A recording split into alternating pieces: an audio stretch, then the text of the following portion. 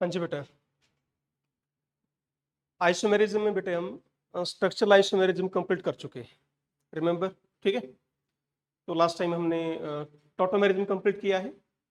तो जैसा कि हमने फर्स्ट लेक्चर में पढ़ा था कि isomerism that is of your two types. First क्या था बेटे? स्ट्रक्चरल आइसोमेरिज्म, और सेकंड क्या थी? Stereo isomerism. What are the basic difference between structural isomerism and stereo isomerism? वहां पर जितने भी आपने स्ट्रक्चरल आइसोमर्स पढ़े थे उन सभी का आईपीसी जो नॉमेनक्लेचर है वो क्या था बेटे? डिफरेंट था, राइट है। उनका स्ट्रक्चर फॉर्मूला भी अलग था और आईपीसी नॉमेनक्लेचर भी अलग था। आइसोमर्स हैं तो कॉमन चीज क्या बताई थी?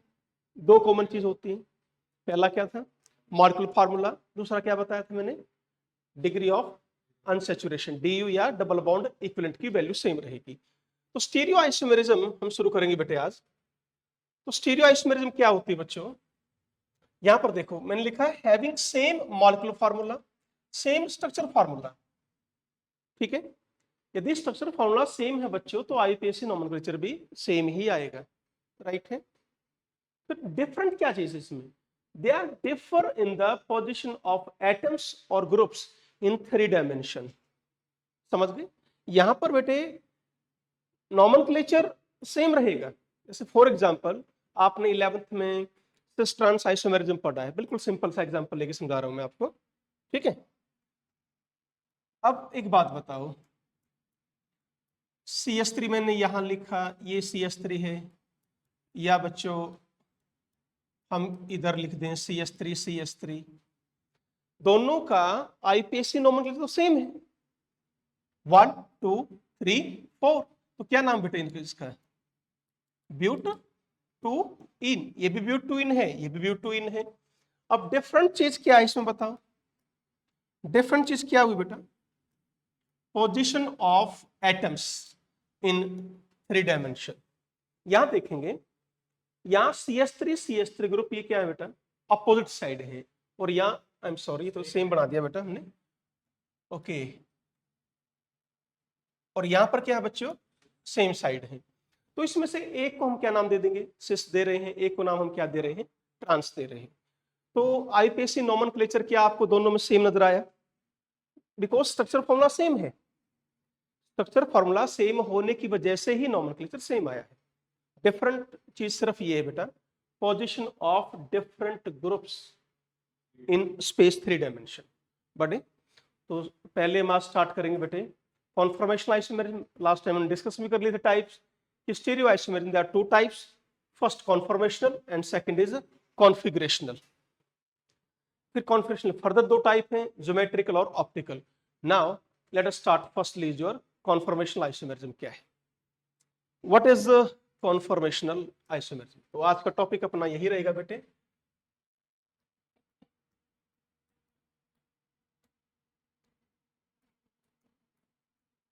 Conformational isomerism.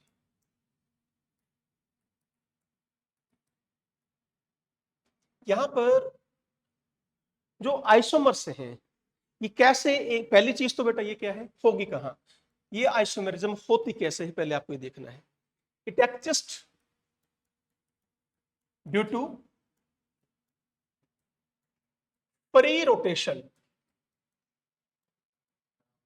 Around sigma bond, around बेटा सिग्मा बॉन्ड।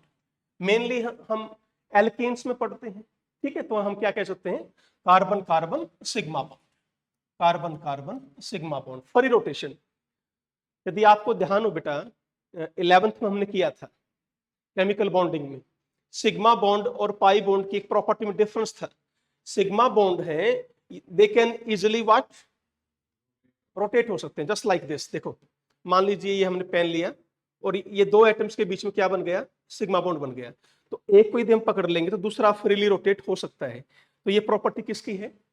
सिग्मा बॉन्ड की प्रॉपर्टी है, ठीक है। इसीलिए यदि ये फ्री रोटेशन पॉसिबल है, therefore it is also called, क्या बोलते हैं बेटा इसको? हम रोटेशनल आइसोमेरिज्म भी बोल सकते हैं। It is also called rotational isomerism, ठीक है बेटा। एंड डिफरेंट जो आइसोमर्स होंगे जो आपको कार्बन कार्बन की रोटेशन से मिले हैं, ठीक है, उन डिफरेंट आइसोमर्स को हम क्या नाम देते हैं बेटा? कॉन्फॉर्मर्स या रोटामर्स। अब यदि आप एक कार्बन को घुमाते हो, किसी एक ग्रुप को घुमाओगे बेटा, रोटेट करोगे, तो उसके साथ जो एटम जुड़े हैं उनकी भी पोजीशन क्या हो जाएगी? चेंज हो जाएगी। देखिए समझिए एक बार, मान लीजिए ये मैंने ले रखा है बेटा, आप इसको समझिए कि ये इथेन है, आप इस तरह देखेंगे बिल्कुल ऐसे, ठीक है। तो आपको ये नजर आ रहा है ना बेटा कि इस हाइड्रोजन के पीछे ये हाइड्रोजन है, इसके बैक में ये हाइड्रोजन है, इसके बैक में ये हाइड्रोजन, और कार्बन के बैक में बिल्कुल कार्बन है। यदि आप बिल्कुल सामने से देखोगे तो आपको सिर्फ क्या नजर आएगा बताओ? ये 3 बॉल व्हाइट और एक ब्लैक, यही दिखाई देगा, बिकॉज पीछे वाला एग्जैक्टली इसके बैक में छुपा हुआ है। समझ गए ना? अब हमने क्या कर लिया, मान लो अब मैंने पीछे वाले को रोटेट कर दिया, बिकॉज अभी क्या बोला हमने? कार्बन कार्बन सिग्मा बॉन्ड है, तो यदि कार्बन कार्बन सिग्मा बॉन्ड हुआ तो फ्री रोटेशन इज पॉसिबल। अब देखिए मैंने कार्बन घुमाया, यदि कार्बन आप घुमाओगे तो इसके साथ जो हाइड्रोजन लगे हुए हैं वो भी रोटेट होंगे। अब देखिए मैंने ऐसे कर दिया, अब आप ध्यान से देखेंगे, क्या आपको सारे दिखाई दे रहे हैं? बोलो, ये वाला दिखाई दे रहा होगा, ये भी, यानी बेटा एक फॉर्म दूसरी फॉर्म में चेंज हो गई। कैसे? बाई रोटेशन, ठीक है। तो क्या ध्यान देना यहां पर, इधर atoms attached to carbon, atoms attach to carbon, इनकी भी पोजीशन क्या हो जाएगी बेटा? चेंज हो जाएगी। Atoms attach to carbon, position of atom लिखेंगे हम, position of atoms attach to carbon क्या हो गई बेटा? ये चेंज हो गई। समझ गए? बोलो। तो पोजीशन चेंज यानी हम क्या कहेंगे? हमें क्या मिल गया फिर? Another isomer. पहले कुछ पोजीशन थी, बाद में कुछ पोजीशन, इन्हीं को हमने क्या नाम दे रहे हैं? हम डिफरेंट आइसोमर्स, इन्हीं को नाम दे रहे हैं। क्लियर हुआ? ये एक चीज मुझे बताओ, अब तक आपने जितने भी आइसोमर्स पढ़े हैं, जितने भी आइसोमेरिज्म पढ़े हैं, 2 कंपाउंड होते थे। बताओ टोटोमर्स में क्या 2 फॉर्म नहीं थे अलग अलग? दोनों का आईयूपीएसी नोमेनक्लेचर अलग अलग नहीं था? कीटो का अलग है, इनोल का अलग है। या बाकी जितने पढ़े हो आपने, chain isomers, position isomer, whatever जो भी पढ़ा है आपने, हमेशा मिनिमम 2 कंपाउंड की बात हुई है। अब एक चीज बताइए, ध्यान से पढ़ेंगे, ये मैं आपको दिखा रहा था जैसे स्टार्टिंग में ही बेटा, यदि ऐसे कर लो, कोई नहीं, क्या कोई भी, ये क्या है पहले बताओ? इथेन है, घुमाने के बाद क्या है? कितनी रोटेशन दे लो, नाम इथेन ही रहा है। पहली चीज तो क्लियर है। क्या कंपाउंड चेंज हो गया? कंपाउंड चेंज नहीं हुआ। तो कंपाउंड जब चेंज नहीं हुआ तो आइसोमर कहां से बना? पहली चीज, बात समझ रहे हो ना मैं क्या कहना चाह रहा हूं? लॉजिक क्या है? तो हम इसलिए हम ये कहते हैं these are not true isomers. ये ट्रू आइसोमर्स है ही नहीं, कोई 2 कंपाउंड है ही नहीं बेटे, यानी एक ही कंपाउंड की अनदर फॉर्म्स हैं, ठीक है। यानी क्या है बेटे? दीज आर, क्या है बेटे कन्फर्मेशनल में? These are different forms of same compound, एक ही कंपाउंड की अलग अलग फॉर्म्स हैं, therefore these are not true isomers। बोलो क्लियर हुआ है? चलिए आगे बढ़ते हैं नेक्स्ट पॉइंट से। कार्बन कार्बन हम रोटेट कर रहे हैं बेटा, sigma bond. Carbon carbon rotate करने के लिए बहुत मिनिमम एनर्जी की जरूरत पड़ती है। रूम टेम्परेचर पर बात करूं तो लगभग बेटा 12 किलो जूल पर मोल, इतनी ही चाहिए बेटा, बहुत कम वैल्यू हमें चाहिए इसको रोटेट करने के लिए, ठीक है। नाउ जब इतनी कम एनर्जी चाहिए हमें रोटेट, ये रूम टेम्परेचर पर अवेलेबल है, ठीक है। तो कार्बन कार्बन रोटेशन कितनी चाहिए बेटा, 12 किलो जूल। और ये energy this is available at room temperature. पहली चीज तो ये, रूम टेम्परेचर पर इतनी एनर्जी है कि वो रोटेशन उनकी हो जाती है। अगले पॉइंट, देयरफॉर आप कह सकते हैं ना बेटा कि इसकी वन फॉर्म इजिली चेंज हो जाएगी किसमें, अनदर फॉर्म में। बोलो क्लियर है बेटे। यहां पर मैंने इक्विलिब्रियम का साइन दे दिया, देखो ध्यान से। इसका मतलब ये हुआ कि दे आर प्रेजेंट इन, बोलो, dynamic equilibrium. They are present in dynamic equilibrium. ये इक्विलिब्रियम में है बेटा, समझ गए। और ये आपने वन फॉर्म ली है बच्चों, इस पॉइंट को हम थोड़ा सा नीचे लिख देते हैं बेटा। जो ये वन फॉर्म ली है आपने, कौन से चेंज होगी बेटा, लेस स्टेबल की जो परसेंटेज है वो क्या होगी, बोलो। ऑब्वियसली लेस ही होगी। जिसकी परसेंटेज जो लेस स्टेबल होगा वो क्या मिलेगा, कम अमाउंट में। और जो मोर स्टेबल होगा वो मुझे किस अमाउंट में मिलेगा, वो हाई परसेंटेज में मिलेगा बेटा। बोलो इतना क्लियर है। मेन पॉइंट क्या ध्यान देना है, दे आर इंटर कन्वर्टेबल। तभी तो हमने क्या लिखा है, डायनेमिक इक्विलिब्रियम, ठीक है ना। दे आर इंटर कन्वर्टेबल, ठीक है बेटा। They are interconvertible. So हम क्या कह सकते हैं, चलो यहां लिख देते हैं। सो प्रेजेंट इन डायनेमिक इक्विलिब्रियम। बेटा कांट सेपरेट, ध्यान दीजिए, वी कांट सेपरेट कॉन्फॉर्मर्स। हम कॉन्फॉर्मर्स को सेपरेट नहीं कर सकते, सबसे मेन पॉइंट। ऑटोमर्स को हम सेपरेट कर सकते हैं, बट कॉन्फॉर्मर्स को हम सेपरेट नहीं कर सकते। बहुत रैपिडली क्या होते रहते हैं, एक दूसरे में चेंज होते रहते हैं। वी कांट सेपरेट देम, ठीक है। चलिए, बॉन्ड लेंथ, जितने भी बॉन्ड लेंथ हैं, ऑल बॉन्ड लेंथ, चाहे वो कार्बन कार्बन की हो या कार्बन हाइड्रोजन की, ठीक है। वेदर कार्बन कार्बन हो बेटा या carbon hydrogen, they will remain same. क्या रहती है बेटा, ये सेम रहती है। अगला पॉइंट जो मेन है। नेक्स्ट बेटा, अब एल्केन्स में कौन सी हाइब्रिडेशन है, sp3। कौन सा एंगल होगा, 109 डिग्री 28 मिनट, ठीक है। तो नॉर्मल जो टेट्राहेड्रल एंगल होता है, नॉर्मल टेट्राहेड्रल एंगल कौन सा है बेटा, 109 डिग्री 28 मिनट। ये भी आपका सेम रहता है। That is, there is no change in bond length and bond angle in different conformers. बताइए यहां तक क्लियर है क्या, बढ़े आगे।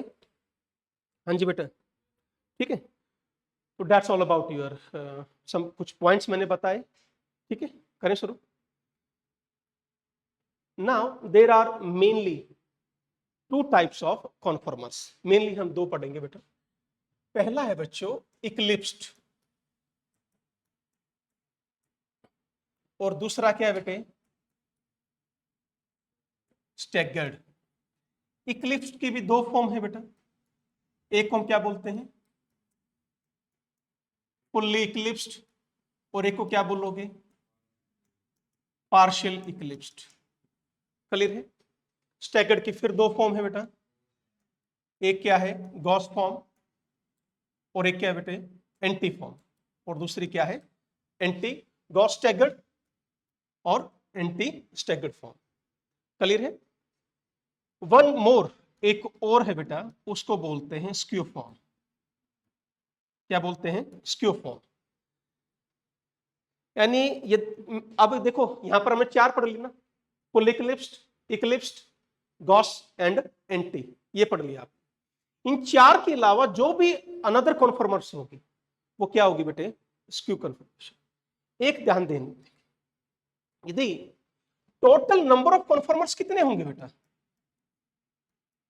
टोटल नंबर ऑफ कॉन्फर्मर्स कितने होंगे बताओ, किसी भी कंपाउंड में टोटल नंबर ऑफ कॉन्फर्मर्स कितने होंगे, ये क्वेश्चन आता है बेटे, बोलो। इनफाइनाइट, ध्यान देना, इनफाइनाइट है बेटे। क्यों होंगे बता सकते हो मेरे को, व्हाई इज दिस, ऐसा क्यों बोल रहे हो कि सर इनफाइनाइट होंगे। आपको क्या करना है, एंगल ही तो रोटेट कर रहे हो, एंगल 1 हो सकता है, 2 हो सकता है, 3, 4, 5, 4.5, 5.5, कोई भी एंगल हो सकता है। तो ध्यान रखना है, ये क्वेश्चन आ जाता है बेटे। तो टोटल नंबर ऑफ कॉन्फर्मर्स क्या होंगे, इनफाइनाइट। फिर दूसरा क्वेश्चन पूछते हैं, टोटल नंबर ऑफ स्टेबल कॉन्फर्मर्स, ये मैं बताऊंगा, थोड़ी देर वेट कीजिए। टोटल नंबर ऑफ स्टेबल कॉन्फर्मर्स, ये हम बात करेंगे थोड़ी देर। तो दो टाइप के यहाँ क्वेश्चन है, एक तो क्लियर होगा बेटे कि टोटल नंबर ऑफ कॉन्फर्मर्स इनफाइनाइट है, पर स्टेबल, आपके स्टेबल में इक्लिप्स नहीं गिने जाते बेटे। कौन गिना जाता है, गॉस या सॉरी गॉस एंड एंटी, ये दोनों गिने जाते हैं। उनके भी जो नंबर है वो अलग अलग हो सकते हैं। अभी इस क्वेश्चन को यहां छोड़ रहे हैं, अलग अलग जो क्वेश्चंस करेंगे मैं वहां डिस्कस करूंगा, ठीक है। चले आगे, ओके। अब हम ले रहे हैं बेटा यहां पर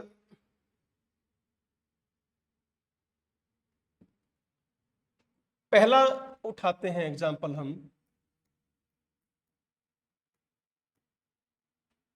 कॉन्फॉर्मेशनल आइसोमेरिज्म इन इथेन। अब इथेन के एग्जांपल से आप समझोगे कॉन्फॉर्मेशनल आइसोमेरिज्म इन इथेन, ठीक है। देखिए बच्चों, इथेन का जो स्ट्रक्चर है, यदि आप सिंपल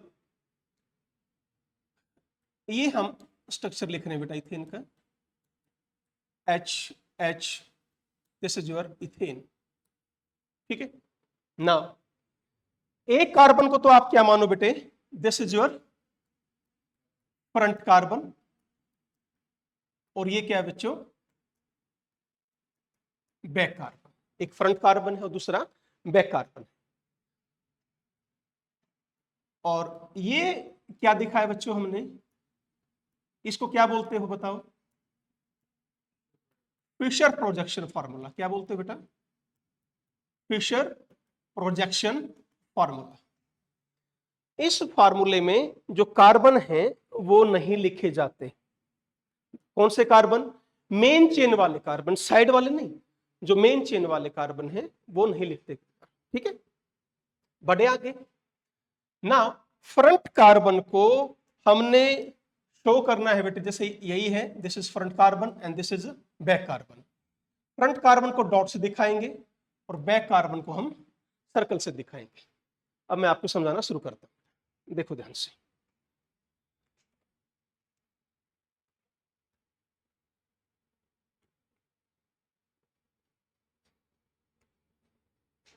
देखो यहां पर ये जो फर्स्ट कन्फर्मेशनल आइसोमेरिज्म है मैंने आपके आगे रखी है बेटे, बिल्कुल डॉट के पीछे जो ये हाइड्रोजन से, व्हाइट बोल्स क्या है बेटे, हाइड्रोजन से, और ब्लैक बोल्स क्या है, कार्बन है। ये है अपनी पहली कन्फर्मेशन, बिल्कुल हाइड्रोजन के बैक में हाइड्रोजन है। इसको बोला जाता है बेटे क्या, इक्लिप्स्ड बोलेंगे या फुल्ली इक्लिप्स्ड बोलेंगे, ठीक है। तो मैं बनाना शुरू कर रहा हूं बेटे, देखो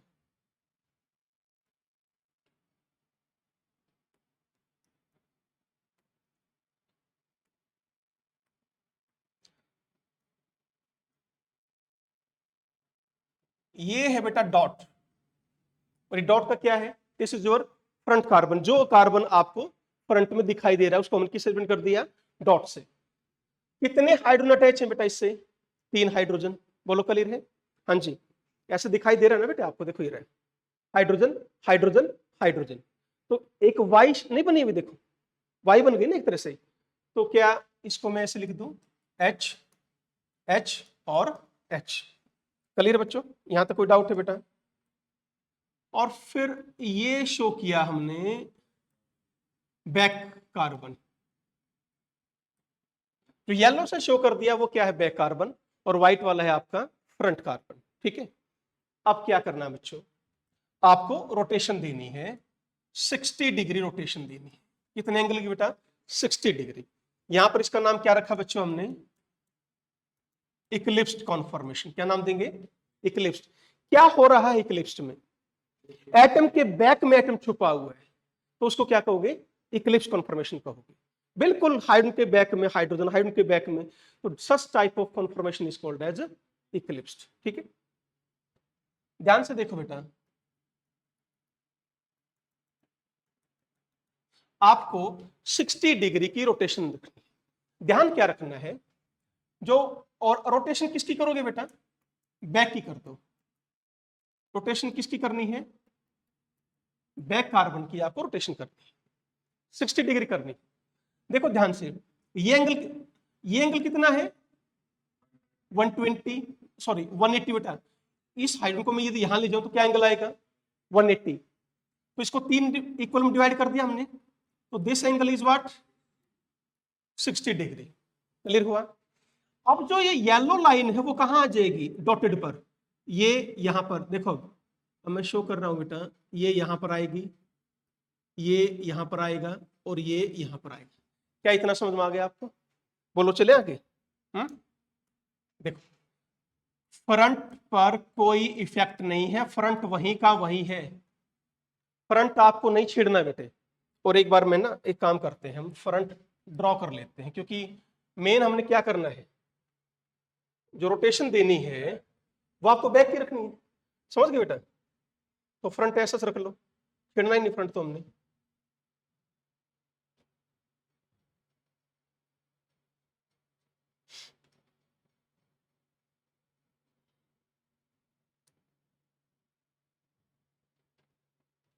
ये लो, तो फ्रंट हमारे रेडी है बेटे। अब आपको बैक की रोटेशन करनी है। ठीक है,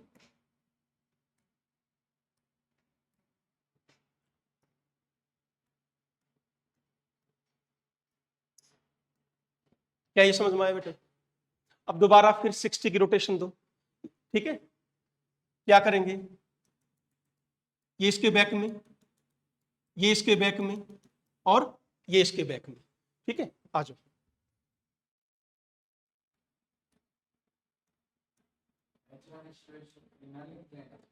क्या बेटे? हाँ लिख सकते हो। यहां देखो, बढ़िया तरीके समझ में आएगा तुम्हें ब्यूटेन में। यहां तो बेशक आप H1 लिख लो, लिखना चाहो तो, और क्लियर हो जाएगा। ये H2 है, ये H3 है, यहाँ H1 आ गया, H2 आ गया, H3 आ गया। अब यहां पर ये कौन है बेटा? H3, H2 और ये H1। फिर रोटेशन दीजिए, यानी हर बार कितने एंगल की रोटेशन करनी है आपको? 60 डिग्री की रोटेशन करते जाना।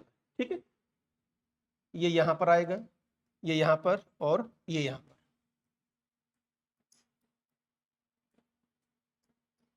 दोबारा फिर रोटेशन करेंगे, ये इसके बैक में, ये इसके बैक में, और ये इसके बैक में। This is H1, H2, H3, H1, H2 और H3। फिर दीजिए बेटा, ये यहां आ जाएगा, ये इधर, और ये इधर।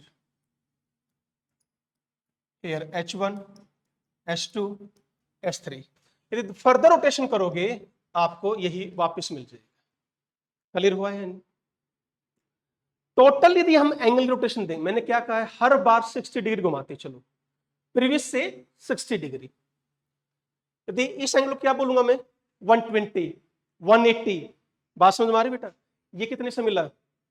बाई 60। ओरिजिनल से हम बात कर रहे हैं, किससे? ओरिजिनल से। ये कैसे मिला इससे? 60। ये कैसे मिलेगा? 120, ये 180, दिस इज 240, दिस इज 300। 360 पर हमें दोबारा वही मिल जाएगा। बात समझ में आ गई बेटे? देखो, अब एक बात करेंगे अब हम डाईहेड्रल एंगल की। किसकी? Dihedral angle. डाईहेड्रल एंगल आता है बेटा यहां पर।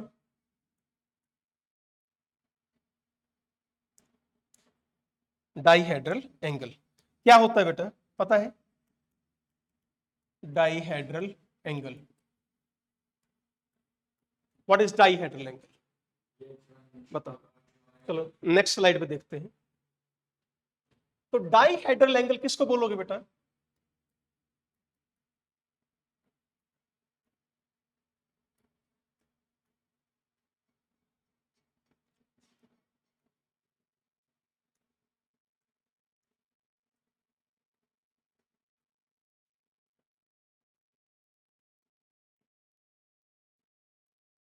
ठीक है, देखिए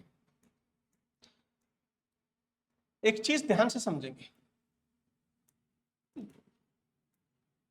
आपसे क्वेश्चन पूछा जाता है कि स्टैगर्ड में और इक्लिप्स में डाईहेड्रल एंगल की वैल्यू क्या होती है। देखो बेटा, ये हाइड्रोजन, पहली चीज हाइड्रोजन, कार्बन, पीछे वाला कार्बन और ये हाइड्रोजन, ये चार इन्वॉल्व होते हैं डाईहेड्रल एंगल। पहली चीज तो ये ध्यान रखना है। एच सी सी एच, ये मैंने मान लिया कौन से बेटा? बैक के, और ये क्या मान लिया? फ्रंट का। समझ गए? बताओ मेरे को अब ऊपर वाले में इन बॉन्ड्स में कौन से? कार्बन और हाइड्रोजन, कार्बन, फ्रंट वाला कार्बन हाइड्रोजन और बैक वाला कार्बन, क्या एंगल है इसमें? जीरो। बिल्कुल पैरेलल है तो एंगल क्या होगा? जीरो होगा। तो यहां पर डाईहेड्रल एंगल की वैल्यू कितनी बेटे? जीरो है। समझ में आ गया क्या? यहां पर कितनी है देखो, फ्रंट ये रहा, बैक ये रहा, इसमें एंगल कितना बेटा? ये this is your 60 degree. Getting your not? अब एक चीज बताओ, इक्लिप्स्ड कैसे मिल रहा था आपको? 0 डिग्री पर। हाँ बच्चों, इथेन में मैं बात कर रहा हूं, इथेन की। इन इथेन इक्लिप्स का कैसे कैसे मिल रहा है आपको, और स्टैगर्ड कैसे कैसे मिल रहा है? क्या इक्लिप्स आपको 0 डिग्री पर मिला था? क्या 120 पर मिला था? फिर 240 पर मिला था? वापिस सही है 0 डिग्री, बोलो। And this is your 120, this is your 240। तो ये जो एंगल है बेटे, ये किसके हैं? Dihedral angle, Eclipse. और यहां पर क्या लिखोगे? 60, 180, 300। तो ये डाईहेड्रल एंगल होगी किसके? स्टैगर्ड के। ये हो गए आपके इक्लिप्स के। बताइए समझ में आए? आगे बढ़ा जाए। अब बताओ मुझे, इथेन में टोटल कन्फॉर्मेशनल आइसोमर्स कितने हो गए? टोटल कॉन्फॉर्मेशनल आइसोमर्स इनफाइनाइट, ध्यान रखेंगे। चाहे इथेन बोले, मैंने इथेन बोल दिया तो कंफ्यूज हो गई। चाहे इथेन बोलो, प्रोपेन बोलो, ब्यूटेन बोलो, कोई भी नाम दें, टोटल कॉन्फॉर्मर्स हमेशा क्या बोलोगे? इनफाइनाइट बोलोगे। ठीक है बेटा, बढ़ो आगे। अब एक बार इसका पोटेंशियल एनर्जी डायग्राम देख लीजिए क्या है।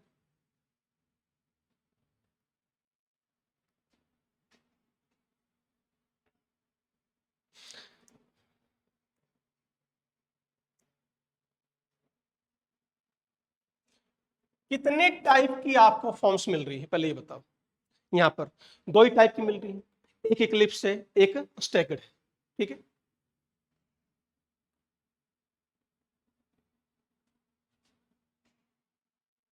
यही चल रहा है ना? क्या लिखा है देखो, यहां पर हम क्या कर रहे हैं? Dihedral angle. ये है बेटा 0 डिग्री, तो 0 डिग्री पर क्या मिलेगा? इक्लिप्स्ड। बात समझ रहे हो? देखो 0 डिग्री पर क्या मिला? इक्लिप्स्ड। यहां कितना एंगल है बोलो इधर? 60 डिग्री। यहां पर बेटा 120 डिग्री, हेयर 180, एंड हेयर बोलो 240, फिर 300, फिर आपका 360 करते चलो। ठीक है, अब इनके बीच में जो एनर्जी डिफरेंस है, किसके बीच में बेटा? स्टैगर्ड में और इक्लिप्स्ड में। इथेन में कितना बताया था मैंने? 12 किलो जूल पर मोल। ये है बेटे आपका एनर्जी डिफरेंस। क्लियर हुआ? बोलो भाई, यहां एनर्जी क्या हो रही है? एनर्जी इंक्रीज, इधर क्या इंक्रीज हो रहा है आपका? Dihedral angle. तो ये आपका बेटे पोटेंशियल एनर्जी डायग्राम है। कर पाओगे क्या? बढ़ो आगे, नेक्स्ट केस लेते हैं ब्यूटेन का। ठीक है, ऐसे बिल्कुल सेम केस बेटे आप ब्यूटेन का ले सकते हो। ब्यूटेन में करना क्या है?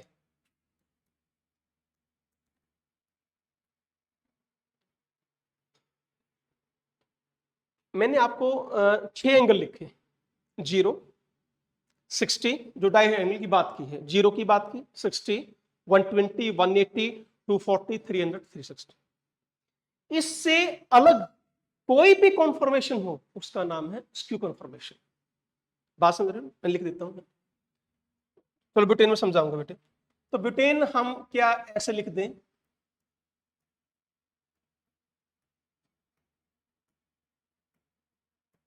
हाँ जी बेटा, क्या हम ब्यूटेन ये लिख सकते हैं?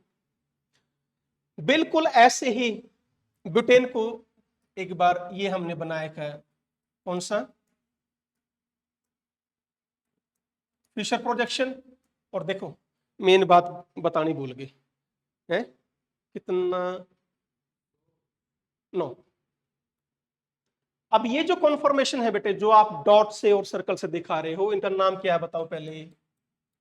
Newman projection formula. क्या बोलते हैं बेटा इनको? Newman projection formula. ये क्या है आपका? एक फिशर प्रोजेक्शन, इनको क्या बोलोगे? न्यूमैन प्रोजेक्शन फार्मूला बोल। कराएंगे 100 हॉर्स भी कराऊंगा बेटा। ठीक है, तो convert butane again into Newman projection formula. ध्यान वही रखना बेटे, ये कार्बन क्या मान लो? Front carbon. ये क्या मान लो? Back carbon. ठीक है, हम इसको भी मान सकते हैं, इसको फ्रंट मान सकते हैं, इसको बैक मान सकते हैं। ऐसे क्वेश्चंस करेंगे। जरूरी नहीं है कि आप इन्हीं 2 कार्बन को मानना है। फिर क्वेश्चन ये आता है बेटे कि सर इन्हीं को क्यों माने? तो ये बस स्टेबिलिटी आप करेंगे, फिर उसके बाद डिस्कस करेंगे इन क्वेश्चंस को भी। ठीक है, चले। CH3 H और एक बार इनको करो बेटा।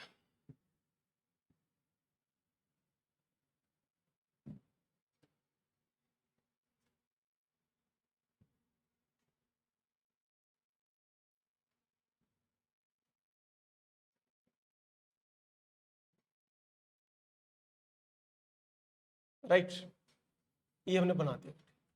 ठीक है, रोटेशन किसकी करनी है? तो आपको हमेशा, आप फ्रंट की कर सकते हो, ऐसा नहीं है कि फ्रंट की नहीं करनी, फ्रंट की भी कर सकते हो। देखो ध्यान से,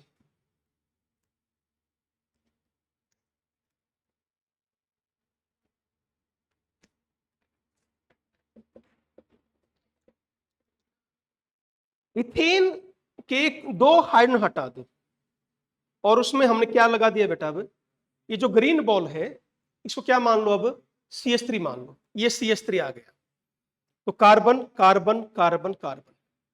तो ये कन्फर्मेशन कौन सी है बेटा? देखो CH3 के बैक में कौन है? CH3, that is called fully eclipsed. Now like group के पीछे लाइक ग्रुप छुपा हुआ हो तो क्या बोलोगे? Fully eclipsed. क्या CH3 के बैक में CH3 है तो उसका नाम क्या होगा बेटे? Fully eclipsed, that is called fully eclipsed. Rotation देना बेटे, क्या कर लोगे अब तो सारा? ठीक है, ये इधर आएगा, ये इधर आ जाएगा, ये इधर आ जाएगा, इधर CH3 H। ठीक है, तो रोटेशन कर पाएंगे सारी? बोलो बेटा। ना, इधर CH3 H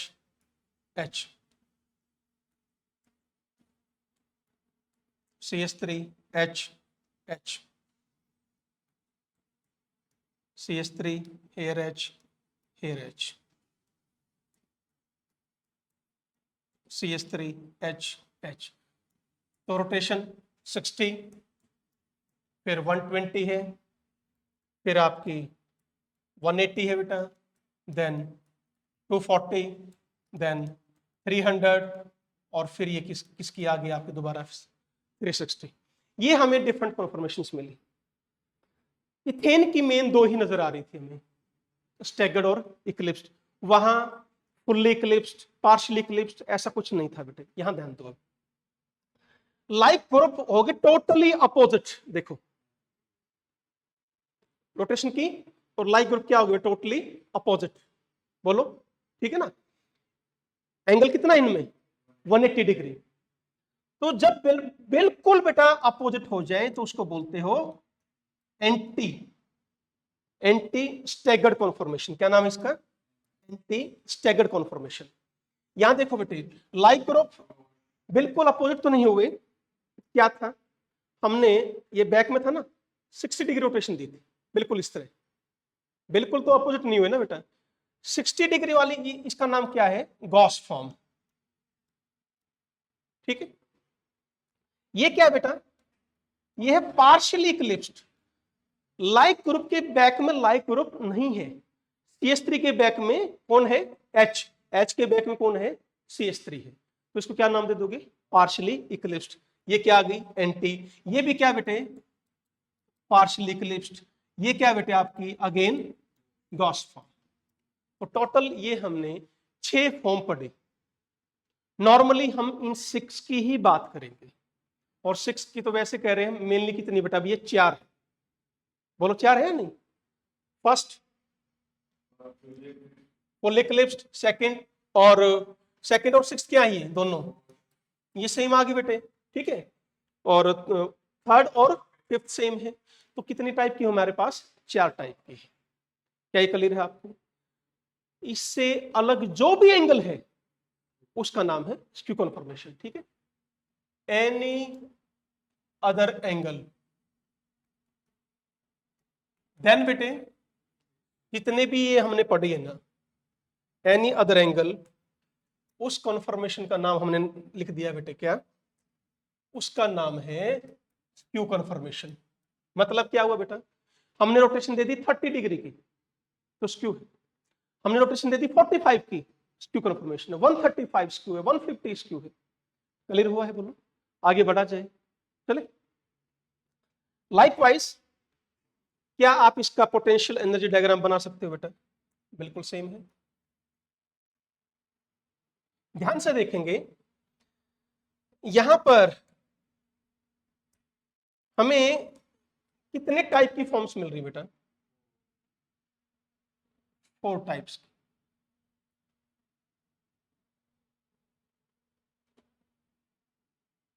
ठीक है, डाइहेड्रल एंगल इधर 0 डिग्री। चलो देखते हैं, सबसे ऊपर कौन था, सबसे पहले क्या थी आपकी, फुल इक्लिप्स्ड। उसके बाद क्या मिल रहा था आपको, गॉस फॉर्म। मुझे एक चीज बताओ, ये कौन होगी, एंटी, फिर ये क्या है, गॉस, ये क्या है, पार्शियली इक्लिप्स्ड, और ये क्या है, फुल्ली इक्लिप्स्ड। बोलो क्लियर इतना। ये भी क्यों है ये भी समझाएंगे, क्यों हमने ये ऐसे की लिखा है ये भी समझेंगे। तो बेटा फुल्ली इक्लिप्स्ड पहले किस में चेंज हुई थी बताओ, गॉस फॉर्म में। ध्यान से देखो, फिर पार्शियली है, फिर एंटी है। ठीक है, तो फुल्ली इक्लिप्स पहले किस में कन्वर्ट हुई बताओ, गॉस में, फिर किस में गई, पार्शियल इक्लिप्स, फिर किस में गई, एंटी में, फिर किस में गया बेटे, फुल्ली इक्लिप्स्ड, फिर किस में आए, गॉस में, फिर किस में आए, पार्शियल, फिर किस में आए, ये क्या है, एंटी, एंटी किस में जाओगे, पार्शियल इक्लिप्स में, फिर किस में आओगे, गॉस कहाँ है, ये रही, यही तो है। और फिर गॉस से फिर कहां चले जाओगे वापस, फुल इक्लिप्स। ठीक है, ये हमारे पास कर्व आया बेटे। ध्यान से देखो, 0 डिग्री पर ये एंगल कितना है, 60, ये कितना बेटा, 120, 180, दिस इज योर 240, 300, और ये आपका 360। बोलो क्लियर है या नहीं? क्वेश्चन सिर्फ एक बच गया अभी, बोलो कौन सा? ये एंटी गॉस फुल्ली इक्लिप्स्ड ऐसे ग्राफ क्यों बनाया? दोनों में हम बात करेंगे, किसमें? इथेन में भी और ब्यूटेन में भी। ये सारा खेल किसका है बेटे? स्टेबिलिटी का खेल है, टोटल स्टेबिलिटी का। अब मैंने आपको पीछे क्वेश्चन दिया था, क्या दिया था बताओ? ये छोड़ा था ना कि total number of stable conformers कितने, वो देखो बेटा। जब भी आप total number of stable conformers लिखोगे, total number of stable conformation, ये इक्वल और less than, that's important point, equal या less than minima in potential energy diagram. कुछ समझे बेटा क्या लिखा है मैंने? हाँ जी, क्या लिखा है पॉइंट? ये पॉइंट आपको समझ में आया है? स्टैगर्ड में दो ही हैं, दो की ही बात कर रहे हैं। किस किस की? एक इक्लिप्स और एक स्टैगर्ड, और तीसरी की बात नहीं कर रहे हम। समझ रहे हो मेरी बात? ऐसे ही आपने यहां देखो कितने मिनिमा मिल रहे हैं आउट ऑफ 6, 1 2 3, 3 मिनिमा मिले मुझे, और उसमें भी 3 ही मिल रहे हैं आपके। इथेन में भी इतने मिले, इसमें भी इतने ही। वो दूसरी बात है, ये इथेन में यही घूम रहे थे सारे, पर एक यहां पर कहां आ गया? नीचे, और नीचे आ गया पहले से। सिर्फ इतना ही फर्क है। यानी कहने का मीनिंग क्या है बेटे? दो कन्फर्मर्स, फुल्ली इक्लिप्स्ड एक ही रहेगी, एंटी एक ही रहेगी। बात समझ गए? गॉस हमें 2 मिल सकती है और पार्शियल भी 2 मिल सकती है, पक्का है। इनमें से भी स्टेबल किसकी बात करेंगे? या तो गॉस और एंटी की। इक्लिप्स और पार्शियल की बात करनी ही नहीं। क्यों नहीं करनी है? देखो बेटा, अब उसकी बात करते हैं, ठीक है? क्या क्या स्टेबिलिटी फैक्टर है? दो टाइप की स्ट्रेन्स हैं बेटा। Strains always decrease what? Stability. ये हमेशा स्टेबिलिटी को डिक्रीज करती है, ठीक है? देखो बेटा, ये है आपका फुल इक्लिप्स, ध्यान से देखेंगे। लाइक ग्रुप के बैक में कौन है? लाइक ग्रुप है। CS3 के बैक में CS3 है, तो यहां पर स्टीरिक हिंड्रेंस क्या होगा? ज्यादा होगा। तो पहला फैक्टर मैं पढ़ रहा हूं बेटे, कौन सा? Stearic strain. स्टीरिक, और इसको वंडरवॉल स्ट्रेन भी बोल देते हैं, वंडरवॉल स्ट्रेन भी बोल देते हैं। यानी बेटे क्या हुआ? रिपल्शन बिटवीन, बोलो, रिपल्शन बिटवीन एटम्स और group of atoms attached to adjacent carbon atom, attached with adjacent carbon atom. क्या लिखा है हमने? This is what? Repulsion between atoms और groups of atoms attached with adjacent carbon atom. उसी तो बात कर रहे हैं बेटा हम। यानी बात किसे कर रहे हैं? फ्रंट की और बैक की। फ्रंट और बैक क्या मान रहे हो आप? एडजेसेंट मान रहे हो। तो इस CS3 के बैक में CS3 है, तो क्या टक्कर नहीं लगेगी इन आपस में? क्या भीड़ नहीं होगी? क्या रिपल्शन नहीं होगी? और यही रिपल्शन क्या करेगी बोलो? स्टेबिलिटी को कम करेगी। तो बेटा ये स्ट्रेन समझ में आई आपको? सेकेंड स्ट्रेन की मैं नाम दे रहा हूं बेटा, टॉर्जनल स्ट्रेन। टॉर्जनल स्ट्रेन यहां किन के बीच में रिपल्शन थी? एटम्स और ग्रुप ऑफ एटम्स के बीच में है। यहां सेम रिपल्शन किस किस के बीच में है?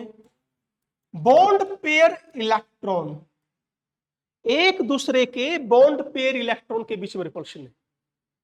बात समझ रहे हो? बोलो, किस किस के बीच में? बॉन्ड पेयर इलेक्ट्रॉन्स के बीच में। देखो, यदि आप बात कर रहे हो इस बॉल की और इस बॉल की, तो क्या नाम दोगे इसको? Steric repulsion. अब देखो क्या बॉन्ड बना हुआ है, ये व्हाइट जो हम लाइन दिखा रखी है हमने, इसमें ये क्या है बोलो? इलेक्ट्रॉन्स ही तो है। ये भी इलेक्ट्रॉन है इधर और ये भी इलेक्ट्रॉन से, इनके बीच में भी क्या होगी, रिपल्शन। तो दो चीजें आ गई, एटम्स के बीच में रिपल्शन हो तो क्या नाम दोगे, स्टेरिक रिपल्शन, इलेक्ट्रॉन्स के बीच में रिपल्शन तो क्या नाम दोगे, टॉर्जन स्ट्रेन। ये दो चीजें याद रखनी बेटे आप। Any doubt? Now steric repulsion जो ऑर्डर है, स्टेरिक रिपल्शन ऑर्डर जो है बेटे, ये क्या आता है बताओ, सबसे ज्यादा किस में है ये स्ट्रेन बताओ, फुल्ली इक्लिप्स्ड में सबसे ज्यादा आएगी, किसमें बेटा, फुल्ली इक्लिप्स्ड। फिर किस में आएगी, पार्शियली इक्लिप्स्ड। फिर किस में आएगी, गॉस में। और सबसे कम किस में मिलेगी आपको, एंटी। यानी मैं क्या कहूंगा फिर, स्टेबिलिटी ऑर्डर इधर इंक्रीज हो जाएगा। ये ऑर्डर किसका है बेटे, this is steric strain order है। तो स्टेबिलिटी ऑर्डर क्या हो जाएगा बेटे, इधर जब जाएंगे तो स्टेबिलिटी क्या हो जाएगी, इंक्रीज हो जाएगी। सबसे कम स्टेरिक रिपल्शन है एंटी में, इसका मतलब सबसे ज्यादा स्टेबिलिटी है। क्लियर हुआ बेटा? टॉर्जन जो स्ट्रेन होती है वो ध्यान रखेंगे, फुल्ली इक्लिप्स्ड, फुल्ली इक्लिप्स्ड और पार्शियली इक्लिप्स्ड में बराबर रहती है बेटा, ध्यान रखेंगे, फुल्ली में और पार्शियली में बराबर रहती है। पर ज्यादा होती है किसमें, गॉस और एंटी से। देखो क्या लिखा है हमने, फुल्ली में और पार्शियली में बराबर है, गॉस में और एंटी में बराबर है, पर इन दोनों में इन दोनों से ज्यादा है। ये आपको बात याद रखनी है। बढ़ो क्या आगे, अब बताओ बेटा, stability order, total number of stable conformers in ethane कितने हुए, एक। एक बेटा, दो ही टाइप के तो हैं बच्चों, ओनली टू टाइप्स। तो कितने हुए बताओ, ओनली वन। क्या नाम उसका, स्टैगर्ड कन्फर्मेशन। अब मुझे एक बार स्टेबिलिटी ऑर्डर बताओगे, हाँ भाई, स्टेबिलिटी ऑर्डर इन इथेन। तो इथेन में क्या है बेटा, स्टैगर्ड देन इक्लिप्स्ड। वहां पार्शली फुल्ली गॉस कुछ बात नहीं हो रही थी, दो ही कॉन्फर्मेशन मिल रही थी हमें। तो सिर्फ कौन कौन सी मिल रही है हमें,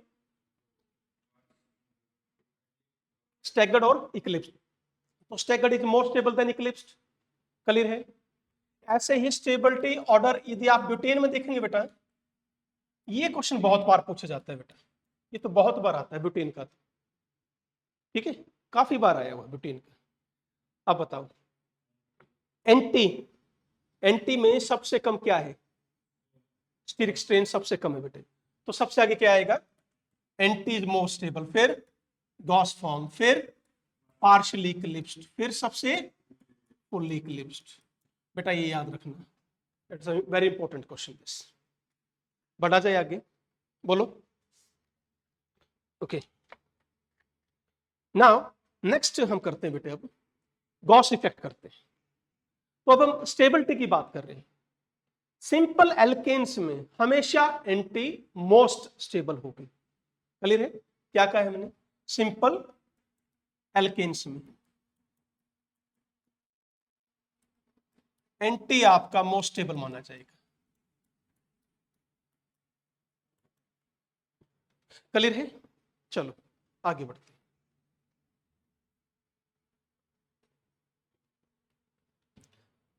अब क्वेश्चन जैसे मैंने दे दिया बेटे आपको, ये आया हुआ है बेटा, इथेन 1,2 डाइऑल, इथेन 1,2 डाइऑल की स्टेबल, मोस्ट स्टेबल कॉन्फॉर्मेशन क्या होगी इसकी, इथेन 1,2 डाइऑल की। बेटे क्या, जब भी बात स्टेबिलिटी की चले, don't consider Eclipse form, any कोई भी हो, चाहे पार्शियली हो चाहे फुल्ली हो। जब भी स्टेबल की बात करें, सिर्फ दो कन्फर्मर्स बना लेना। कौन कौन सी बनाओगे बताओ, गॉस बनाओ और एंटी बनाओ, फिर कंपेयर कर लेना। अब बताओ इसकी क्या, दिस इज योर, बेटा क्या ये एंटी कन्फर्मर नहीं हो गई, हाँ जी, ठीक है। और ऐसे ही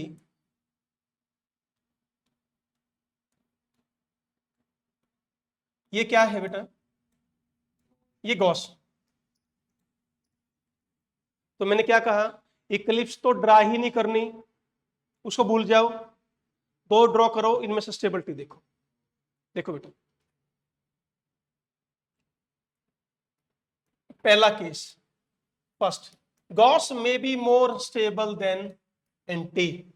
कब? जब हाइड्रोजन बॉन्डिंग बन रही हो तब। क्या? यदि कौन सा फैक्टर हो जाए? Hydrogen bonding. या बेटे they represent what? Electrostatic force of attraction between opposite charge. दो केस में, मेनली दो केस लेते हैं बेटा हम, ठीक है। यहां पर सेकंड में केस ले रहा हूं बेटा, एंटी ज्यादा हो सकता है किससे? गॉस से। एक तो मैंने क्या बताया बेटे, ये आप मान लो एक्स वाई ग्रुप है ना, जैसे OH मान रखा है ना बेटे। अब बताओ कब मानोगे? देखिए ध्यान से, मैंने ये मान लिया बेटा, ये X है, ये Y है। कैसे? इथेन में ये H नहीं था, HH। ब्यूटेन में मैंने क्या लिख दिया था? ये CH3 कुछ समझ में आ रहा है बेटा? ब्यूटेन में क्या था? CH3 CH3। तो एंटी गॉस से स्टेबल कब होगी? यदि X एंड Y दोनों ग्रुप्स क्या हो बेटे? R ग्रुप हो, यानी क्या हो? ये एल्काइल ग्रुप यदि आ जाए, ठीक है। दूसरा बेटे, यदि क्या हो? X नेगेटिव हो और Y नेगेटिव हो। X पर चार्ज नेगेटिव, Y पर भी चार्ज नेगेटिव, तो भी। थर्ड केस है बेटे, X पर पॉजिटिव हो और Y पर भी पॉजिटिव चार्ज हो। इस तीन केस में एंटी ज्यादा स्टेबल हो जाएगा। दो केस में गॉस ज्यादा स्टेबल हो जाएगा। कब? देखो पहला केस ये तुम्हारे आगे रहा, यदि मैं इसको ऐसे लिख दूं एक बार, OH, तो ये क्या बना लिया बेटे इन्होंने? इंट्रामॉलिक्यूलर हाइड्रोजन बॉन्डिंग बना, स्टेबिलिटी बढ़ा दी। तो ऐसे केस में Gauss will be more stable then anti. और क्वेश्चन लेता हूं, देखो एक बार ध्यान से, चले। अब हाइड्रोजन बॉन्डिंग कौन कौन बना सकते हैं बेटे? हो सकता है क्या भाई, यहां पर OH आ जाए, NH2 OH आ जाए, है बेटा, NH2F आ जाए, ठीक है, OHF आ जाए, COOH आ जाए, COOH। बात समझ रहे हो ना? यानी जो भी दो आपस में क्या बना लेंगे? हाइड्रोजन बॉन्डिंग बना लेंगे, वहां पर गॉस ज्यादा स्टेबल होगी देन एंटी, ठीक है। और बताओ क्या केस है? हाँ बच्चों, तो इन्होंने तो क्या बनाया, मैंने एग्जांपल दे दिया कि ये क्या बना रहे हैं? Hydrogen bonding. क्या हम ऐसे नहीं कर सकते भाई, NH3 पॉजिटिव आ जाए और COO नेगेटिव? अपोजिट चार्ज, मैंने क्या बताया था, अपोजिट चार्ज यदि आ जाता है तो भी गॉस ज्यादा स्टेबल होगा किससे? एंटी से। दोनों के बीच में क्या हो जाएगी? फोर्स ऑफ अट्रैक्शन आ जाएगी। क्लियर है? ध्यान रखिए, कर पाएंगे बेटा इनको? बोलो, कोई डाउट किसी को? ठीक है, लेट यही आ जाए क्वेश्चन बेटे आपका, NH2 NH2, ठीक है। एसिडिक मीडियम में क्या स्टेबिलिटी ऑर्डर होगा और बेसिक मीडियम में क्या होगा? एसिडिक मीडियम का मतलब क्या है बच्चों? लो पीएच। बेसिक मीडियम का मतलब क्या है? High pH. लो पीएच का मतलब एसिडिक है, यानी H पॉजिटिव है। पहले तो आप इसकी बनाओ, इसकी क्या होगी बताओ भाई? एसिडिक मीडियम में खाली यदि NH2 है, क्या ये NH2 आपस में हाइड्रोजन बॉन्डिंग बना सकते हैं? नहीं बना सकते? हाँ जी, NH2 क्या आपस में हाइड्रोजन बॉन्डिंग बना सकते हैं? ठीक है। लो पीएच का मतलब आपने H पॉजिटिव दे दिया, ये क्या काम कर रहा है बेटे? बोलो, लेविस बेस का इलेक्ट्रॉन्स कहां अटैक कर देंगे? उस H पॉजिटिव पर। ये किस में कन्वर्ट हो जाएगा? NH3 plus. किस में कन्वर्ट हो जाएगा? NH3+ और ये भी बेटा NH3+, तो क्या आ गए? Same charge. सेम चार्ज होते क्या बताया था मैंने? Anti will be more stable. Basic medium में हाई पीएच में ना हो, ये तो इलेक्ट्रॉन दे ही सकता ना बेटा, तो इसका कोई इफेक्ट नहीं रहेगा। यानी बेसिक मीडियम में क्या आएगी बताओ मेरे को? बेसिक मीडियम NH2, यहां पर भी NH2, बाकी HH कर दो। नहीं आया समझ में? बोलो। और एसिडिक मीडियम में क्या करोगे? इधर क्या करना है बेटे आपको? NH3+ और यहां पर भी NH3+, H H H और H। ठीक है, तो इसका आंसर ये रहा, बेसिक का आंसर ये रहा। बोलो क्लियर है? आगे बढ़ा जाए। ठीक है, ऐसे ही सक्सिनिक एसिड है बेटे, जरा बताओ।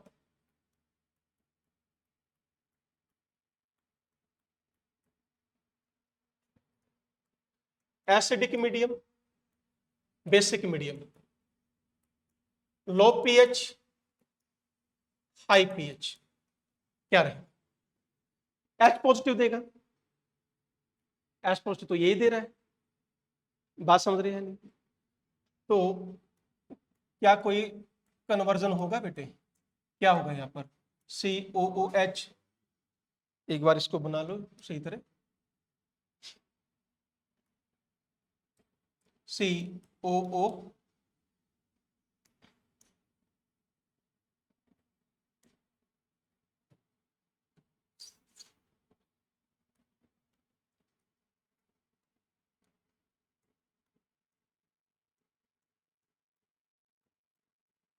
तो क्या बनाएंगे इनके बीच में? हम इंट्रामोलिकुलर हाइड्रोजन बॉन्डिंग बना लेंगे। क्लियर है इतना?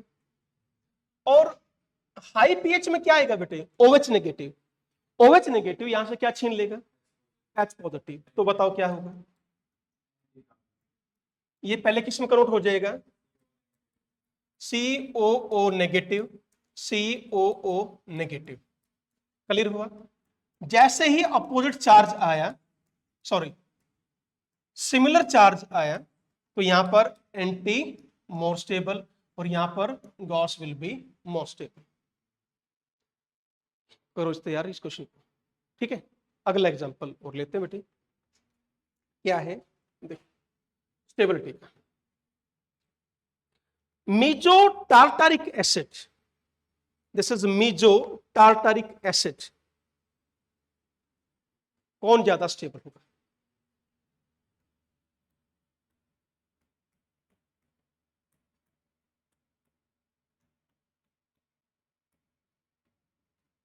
कौन सी फॉर्म ज्यादा स्टेबल होगी? हम यहाँ एसिडिक मीडियम और बेसिक मीडियम की बात नहीं कर रहे, बस ये क्वेश्चन पूछा गया इसकी मोस्ट स्टेबल फॉर्म कौन सी होगी? एंटी होगी या गॉस होगी?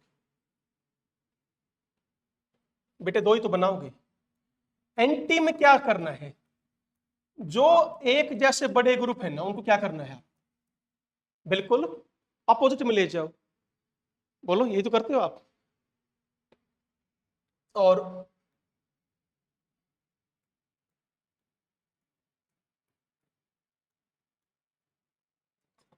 गॉस कन्फर्मेशन में क्या करोगे?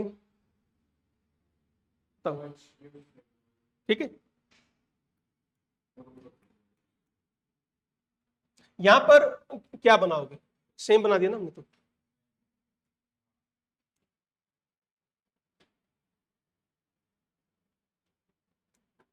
COOH, COOH, देखो कैसे करना है।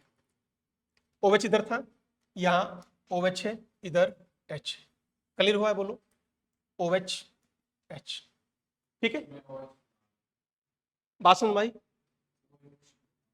अब बोलो किधर? हाँ हाँ तो करेंगे बेटे। अब हमने किस में कन्वर्ट करना है? बोलो।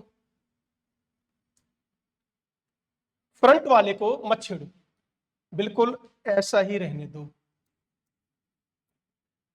ये क्या बनाई है आपने? एंटी। आपको क्या बनाना है? अब स्क्यू फॉर्म बनानी है बेटे। ये COH, एक सेकंड, ताकि तुम्हें याद ना करना पड़े, रट्टा ना मारना बेटे बस।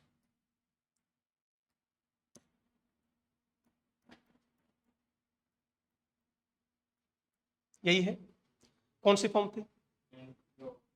Full eclipsed. इसकी जरा एक बार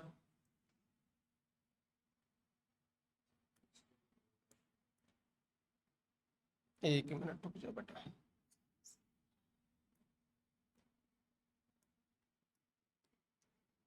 COOH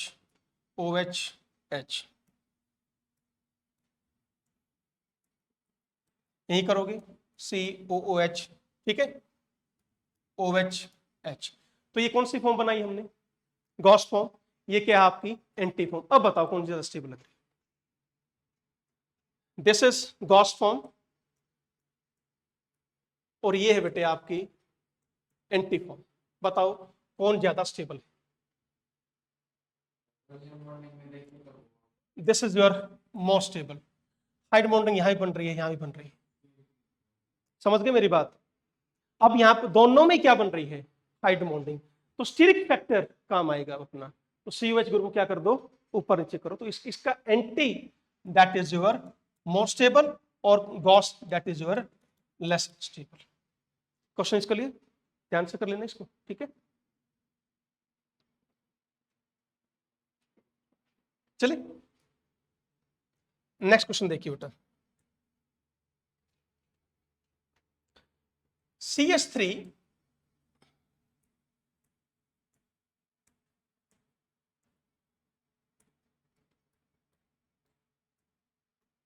CH2 NH2, इसकी हमें मोस्ट स्टेबल कॉन्फॉर्मर्स बनानी है। CH3 CH2 NH2, बताओ क्या बने? दो दे रहा हूं, एक है ऐसे ही CH3 CH2 OH, दो है।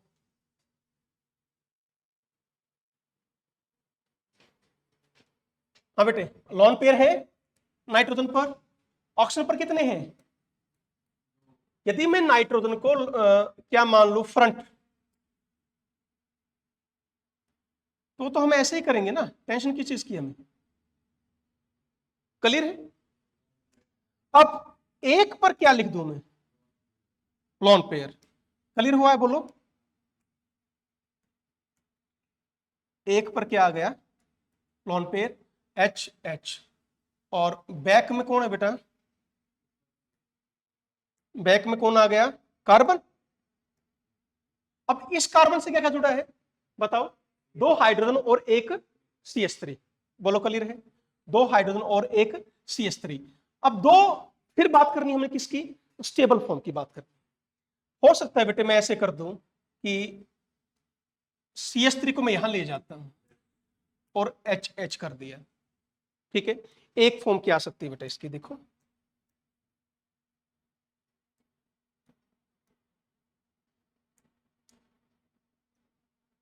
सेकंड लॉन पेयर यही है, फिर बिल्कुल सेम CH3 को मैं ले आया यहां पर, ठीक है, और H।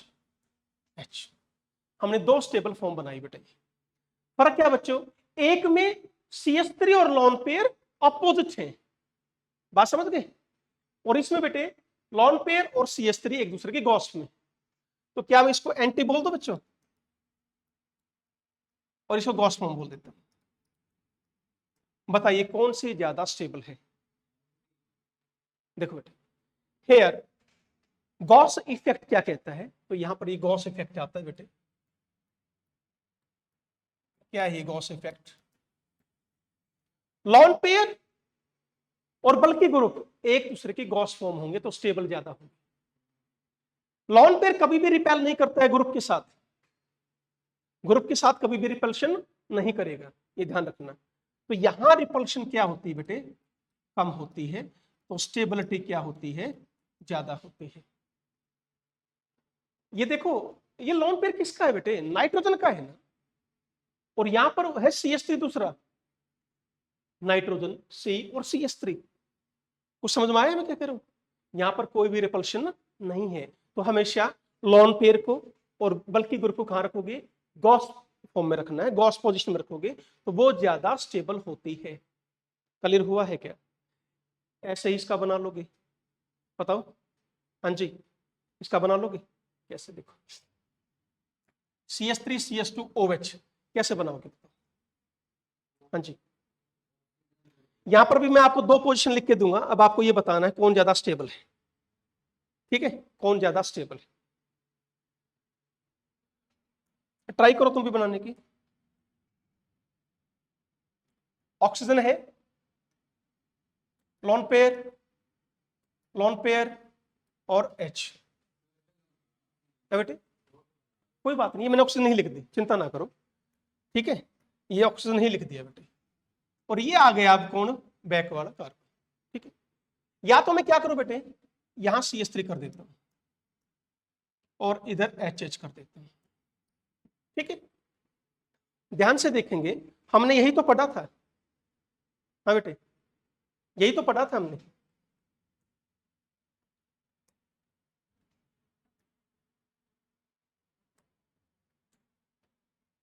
बच्चों, क्या यही पढ़ा था क्या?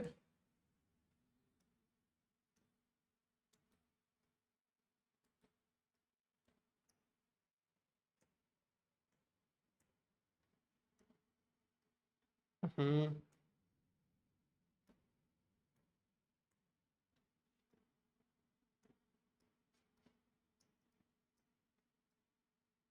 which is most stable, first और सेकंड?